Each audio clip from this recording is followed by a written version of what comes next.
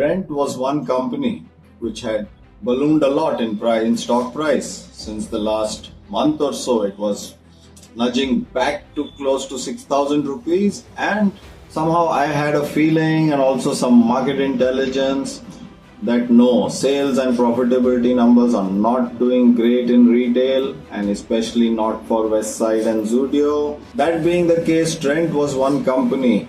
If it reached close to 6,000 rupees in price, I was going to short it, buy some puts at some achievable strike prices. But unfortunately, before I could do that, its Q1 update, at least the revenue update, came out and the stock tanked generously. With that, most of the delta which could have come from shorting Trent is no longer there. I am waiting to see if the stock again keeps nudging up in price before its results date.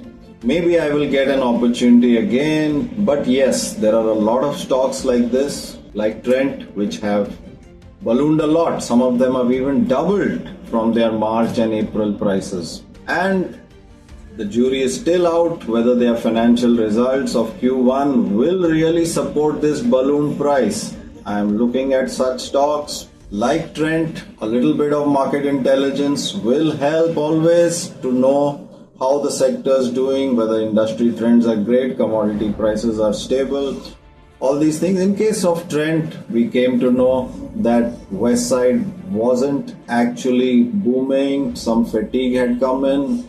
About Zudio also, there were some murmurs that things had caught up, things like product quality, things like saturation of stores, cannibalization of stores one with the other.